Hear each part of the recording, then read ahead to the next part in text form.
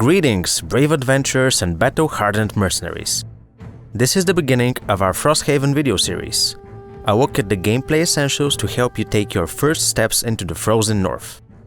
In this opening video, we'll be creating our starting player characters, choosing their personal quests and getting their first items to prepare them for venturing into the cold. So let's begin by starting our new campaign.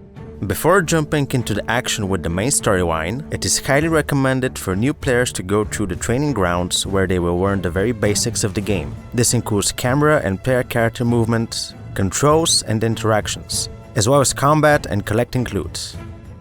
Once familiar with the basics, head over to the main Frosthaven campaign and let's begin the journey. There are 6 difficulty settings that we can choose from that will cater to both new and hardcore players alike.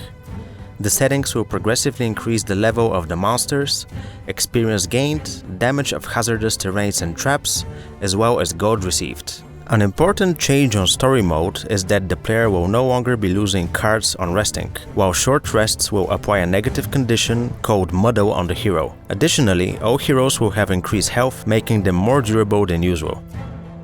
To begin the campaign, we need to create at least 2 mercenaries, but for the purpose of this video, I will start with a full party of 4. This will affect how many and how difficult enemies are on each quest. There are 6 starting heroes we can choose from, each having their own strategies, mechanics and skills to master. One of the more important statistics for them is the amount of health they start with. That determines how much of a beating they can take.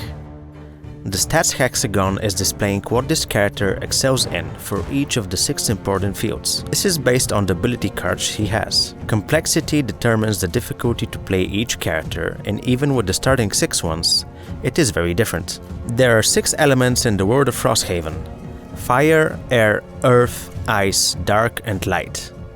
Some heroes and monsters in the quest can create or consume such elements to empower their abilities with additional effects. Elements can be an important asset in planning your next moves during some of the more complex battles.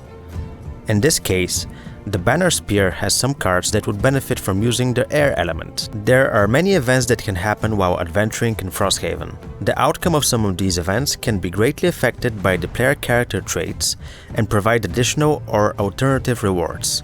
To familiarize with our hero, we can also inspect the cards that they start with and use this information to plan our whole group accordingly.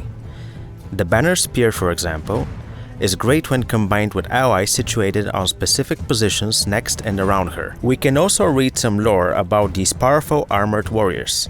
Now that we know all there is to know about this specific hero, we can give her a name and continue with selecting her personal quest. A personal quest is the reason this character joins the group, and after completing it, will leave it forever. This, however, doesn't mean that we don't get a reward for it, or that we can't make a new Banner Spear afterwards.